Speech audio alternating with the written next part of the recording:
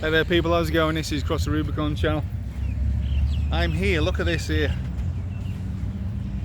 I'm in Arley Beach, or Airlie Beach, about nearly 2 hours north of Mackay. Really is beautiful here, honestly. If you can get over here, come and have a look at this. It's the most beautiful place I've ever seen. It's something you'd expect in the south of France somewhere. What's this video about today? Well,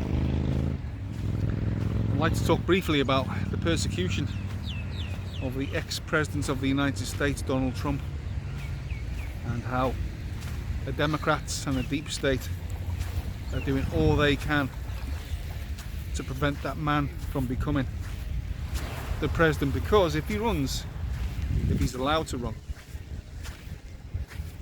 in next year's election in the United States, he will win, there's no doubt about that. Now I'm looking at the water's edge here because there's crocodiles here, would you believe? And yes, I'm just being careful. There's actually people here on the beach, but anyway. Yeah, and it's unprecedented what's happening to Donald Trump. These people are in fear, and I believe these people will do anything to prevent him from becoming the president, because if he does, these people are for the high jump of what they've done to, well, not only to Donald Trump himself, but people of the United States, the whole Western world, the world itself. And that includes all that as well. The wars they've started, economy collapsing, mass migration just for votes. Crazy, and they're still doing it. And the mainstream media propaganda campaign, the nudge units of how they fooled the populace into believing or thinking a certain way. It's a crime. It's a crime what they've committed, and they're still doing it. So yeah, I hope and I pray that Donald Trump becomes the president of the United States again. And yes, I admit, I hope he does come after these people, takes them all down, and I care less what happens to them. If they're tried for treason, mass murder, or whatever their sentence is, I'm sure they deserve it. Now, closer to home, just yesterday, the day before yesterday, in New Zealand, a big gangland funeral, mongrel mob of one of their leaders, and how they reacted in the streets of New Zealand, and you know, with their motorbikes and their motorcade, and the police very meekly did nothing as per usual. And you know, one or two political leaders said things, and Rawiri Waititi of the Te Poti Maori, the Maori party in English,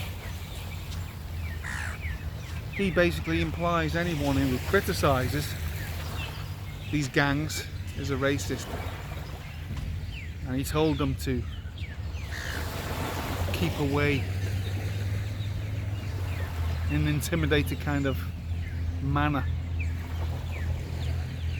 Rawiri Waititi, who in the right mind would vote for a man like this? A man who's as thick as mince, and like I've said before, the only qualification he's got is to call everybody racist whenever they disagree with him. This man supports the gangs, the criminal gangs, of Maori criminal gangs in New Zealand, So can you imagine when Rawiri Waititi and iwi, Maori caucus, when they get 100% governance in New Zealand, and how the gangs of New Zealand, all the gangs, no matter which gang it is, how they will be utilised by the new Maori overlords of New Zealand, because they will be overlords. And that's when you will see, and it's not long, it won't be long, a mass exodus of New Zealanders desperate to get out. Non-Maori New Zealanders this is, and many Maori too, desperate to get out into Australia, where they will become Australia's Mexicans. You think this is not going to happen? Oh, this is going to happen, okay. This is going to happen, people, whether you like it or not.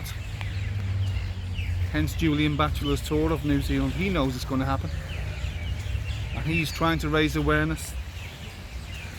But Rawiri Waititi, the Maori caucus, iwi leaders, are sending in their street soldiers to disrupt and cause trouble at his meetings.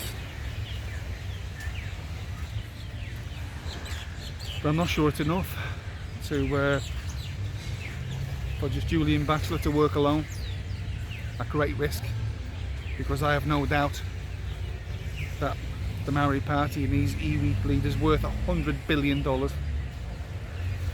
have a lot of power. They're going to come for him at some stage, there's no doubt about it. And the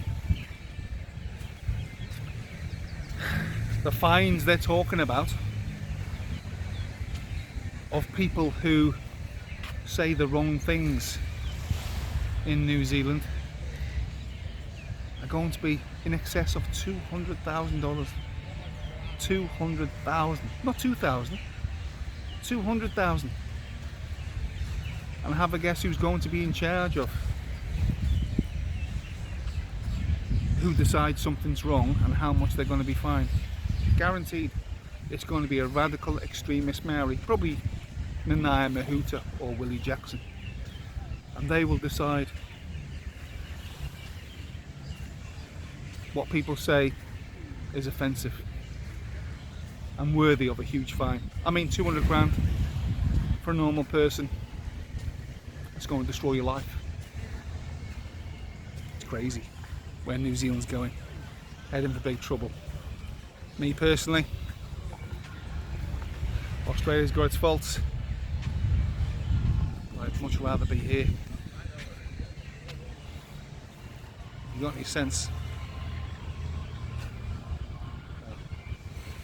Either fight what's going to happen or get out. Okay, this is Cross the Rubicon. Please like, leave a comment, subscribe to my channel, share this video everywhere. See you later.